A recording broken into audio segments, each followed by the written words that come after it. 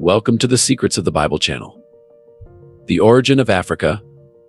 According to the Bible, the pages of the Bible are more than just sacred teachings. They are stories interwoven with the vibrant threads of different cultures, lands, and peoples. One of these is the significant presence of Africans and their lasting impact on the biblical narrative. The African presence in the Bible spans from its earliest chapters to its concluding verses.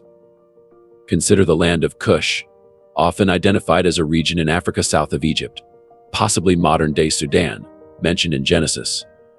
Genesis 2, verse 13. Africans as descendants of Noah.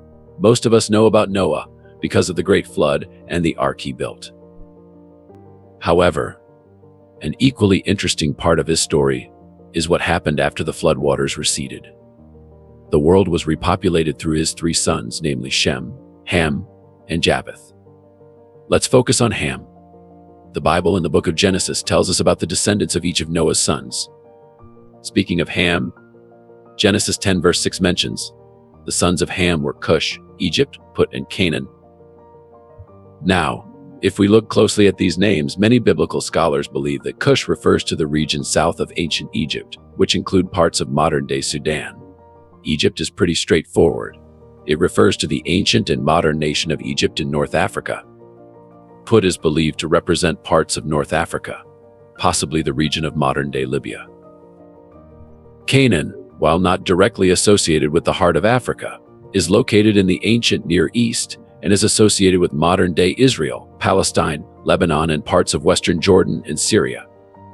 Now, Genesis 10 verse 7 goes further to detail the descendants of Cush.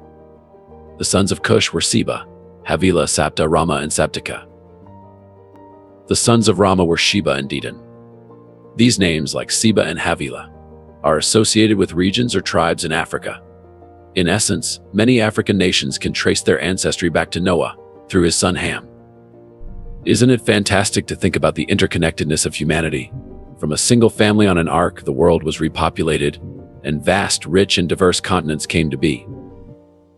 The tales of Noah, Ham, and their descendants remind us that, regardless of our backgrounds or where we come from, we all share a common thread in history, and in this case, for many Africans, that thread leads all the way back to an ark builder named Noah.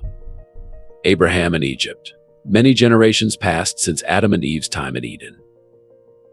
Among their descendants was Abraham, a man of unwavering faith.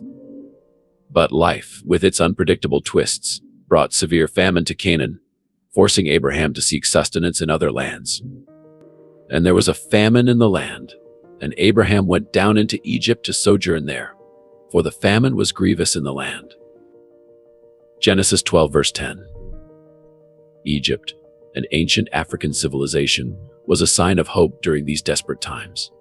With its vast resources in the Nile's nourishing waters, it promised refuge.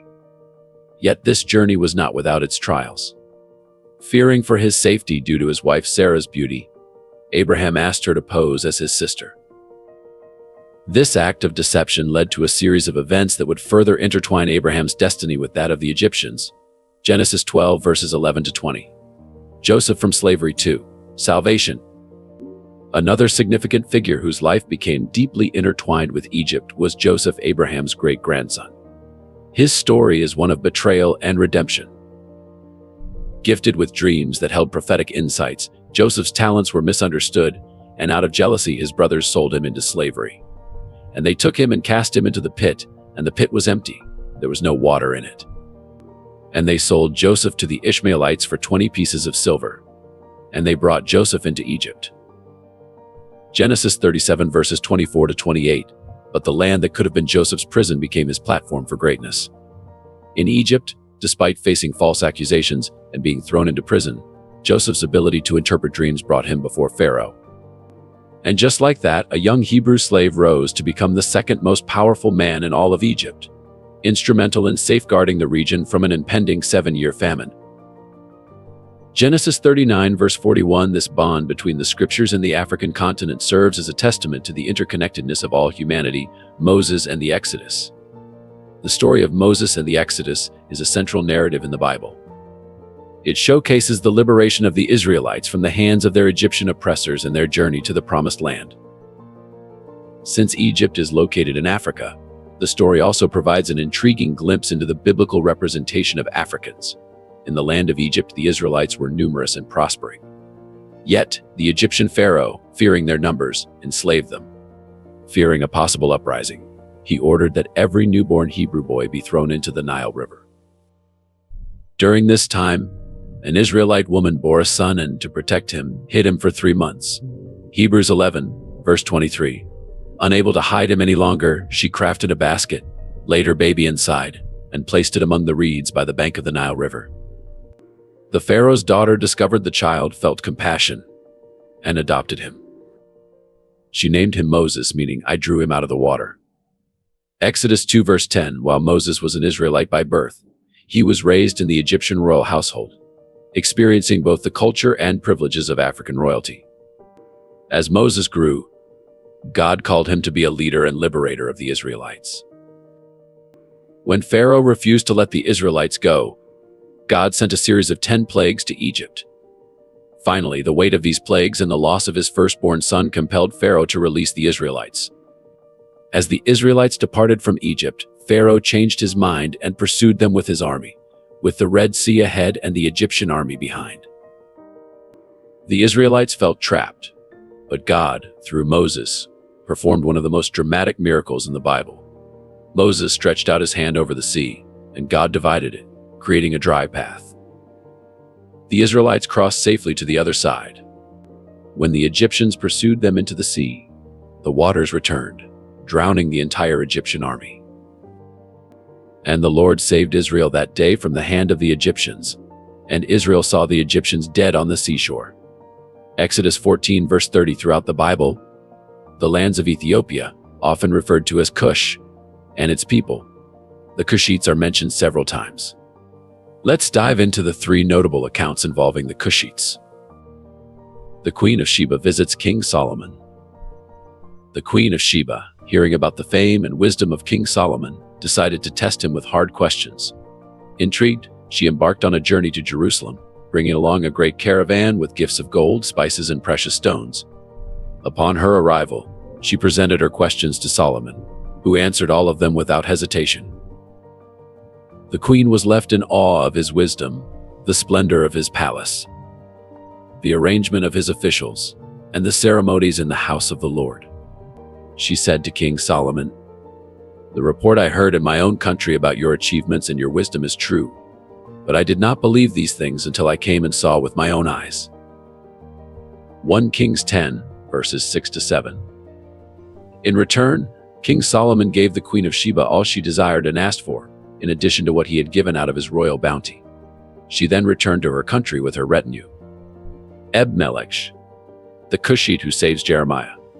When things were tough in Israel, Jeremiah said Jerusalem would fall. Because of this, people who didn't like his message put him in a deep, muddy hole to die. He began to sink in the mud.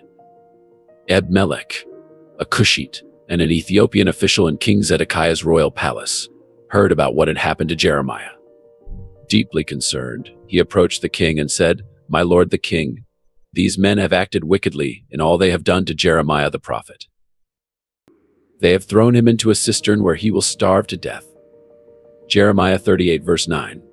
King Zedekiah, moved by Ebed-Melech's plea, commanded him to take 30 men and pull Jeremiah out of the cistern before he perished. Ebed-Melech's bravery and compassion saved Jeremiah's life. The Ethiopian eunuch, an early Christian convert, Philip, one of the early Christian evangelists, was directed by an angel to go south to the road leading from Jerusalem to Gaza. There he encountered an Ethiopian eunuch, an important official in charge of the treasury of the Ethiopian queen. The eunuch was reading aloud from the book of Isaiah, puzzled by a particular passage. Philip approached him and asked if he understood what he was reading. The eunuch responded, "How can I, unless someone explains it to me?" Acts 8 verse 31. Philip then explained the passage, revealing how it pointed to Jesus. As they traveled, they came across some water, and the eunuch expressed his desire to be baptized. "Look, here is water. What can stand in the way of my being baptized?" Acts 8 verse 36. Philip baptized him, and when they emerged from the water, the Spirit of the Lord suddenly took Philip away. However, Philip appeared at Azotus and traveled about, preaching the gospel in all the towns until he reached Caesarea. Acts 8 verse 39. The eunuch, filled with joy, continued on his journey, becoming one of the first recorded Christian converts from Africa, other African nations and people. The Bible, while set primarily in the ancient Near East, makes numerous references to neighboring regions and peoples, including several in Africa. This vast continent has a rich history intertwined with biblical events. In the New Testament, there's a touching story about an African man named Simon. As Jesus was being led to his crucifixion, he was weakened from torture and struggled to carry the heavy wooden cross to Golgotha. At this moment, Simon, an African from Cyrene, was pulled from the crowd by Roman soldiers and compelled to carry Jesus' cross. A certain man from Cyrene, Simon, the father of Alexander and Rufus, was passing by on his way in from the country, and they forced him to carry the cross. Mark 15 verse 21, New International Version. The mention of Simon's sons Alexander and Rufus suggests that they might have been known to the early Christian community. This brief but significant encounter portrays the universality of Jesus' message reaching across continents and cultures. Africa holds a notable place in the biblical narrative. From powerful nations like Libya to individual encounters like that of Simon of Cyrene, the Bible's African connections showcase the continent's integral role in the unfolding of God's story. Africa is a place of refuge. Throughout history, nations and continents have often served as havens for those in need of safety and refuge. Among such places, Africa, specifically Egypt, has a unique role within biblical narratives. It has, at different times, offered solace to key biblical figures. 1. Holy Family in Egypt in the days following Jesus' birth. An angel appeared to Joseph in a dream, warning him of impending danger from King Herod, who sought to kill the newborn Messiah. When they had gone, an angel of the Lord appeared to Joseph in a dream. "Get up," he said. "Take the child and his mother and escape to Egypt. Stay there until I tell you, for Herod is going to search for the child to kill him." So he got up, took the child and his mother during the night, and left for Egypt, where he stayed until the death of Herod. And so was fulfilled what the Lord had said through the prophet, "Out of Egypt I called my son." Matthew 2, verses 13 to 15. Joseph, Mary, and Jesus found refuge in Egypt, sheltered from Herod's murderous intent. In this narrative, Egypt becomes a place of sanctuary, shielding the Holy Family from danger and ensuring the survival of the young Jesus, a fulfillment of prophecy. Unlike the story of the Holy Family, where Egypt was a divine haven in Jeremiah's story, it was a destination chosen out of fear and disobedience to God's will. Despite the contrasting reasons for their journeys, both the Holy Family and Jeremiah found themselves in Africa during times of crisis. Egypt, as part of this great continent, played a pivotal role in their life stories. These narratives remind us of the intricate ties between sacred history and geographical landscapes, and how places can become sanctuaries in times of peril. Beyond these glimpses, Africans played essential roles in the formation and propagation of early Christianity. One vivid example is the Ethiopian eunuch, a high official under the Queen of the Ethiopians, who encountered Philip the Evangelist.